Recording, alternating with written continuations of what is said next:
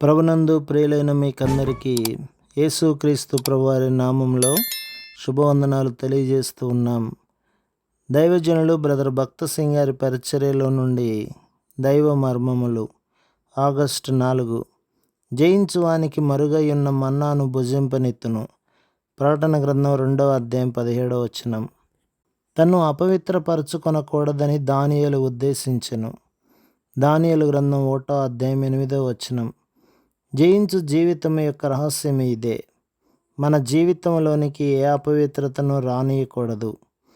యేసుక్రీస్తు ప్రభు యొక్క రక్త ప్రభావమునందు సామాన్య విశ్వాసముంచుట ద్వారానే విజయము పొందగలము. ఒకవేళ సాతాను మనలను దినమునకు 1000 పర్యాయములు అపవిత్రపరచుటకు పూనుకొనినను, ప్రభు రక్తములో అన్ని మారులు కడగబడి అపవిత్రత నుండి రక్షింపబడుదుము. విశ్వాసముతో మనమిట్లు చెప్పవలెను: నేను అపవిత్రముగా ఉండగోరను, నేను శుద్ధీకరింపబడవలనని కోరుచున్నాను. ప్రభువా, నీ రక్తముతో నన్ను శుద్ధీకరించి నన్ను కప్పుము.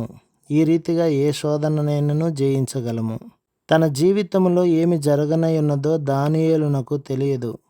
అయినను తన జీవితంలో దేవుడు గొప్ప ఉద్దేశము కలిగి ఉన్నాడనే విషయమును మాత్రము ఎరిగి ఉండెను. నీ పట్ల కూడా దేవుడు గొప్ప ఉద్దేశమును కలిగి ఉన్నాడని గుర్తించుము. దాని కొరకై నిన్ను సిద్ధపరచుచున్నాడు. కనుక అపవిత్రుడు కాకూడదని నీ హృదయంలో తీర్మానించుకొనుము. దానియేలు శాఖ ధాన్యాదులను మాత్రమే పుచ్చుకొన నిశ్చయించెను. దానియేలు గ్రంథం 1వ అధ్యాయం 12వ వచనం. అతడును అతని స్నేహితులను శాఖ ధాన్యాదులను మించి ఏమీయూ కోరరైరి.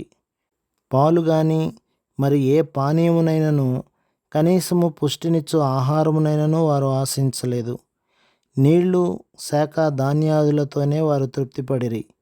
ఈ ఆహారముతోనే వారు ఇతరుల కంటే ఆరోగ్యముగాను, బలముగాను, ప్రకాశముగాను ఉందరని విశ్వాసము ద్వారా ఎరిగిరి.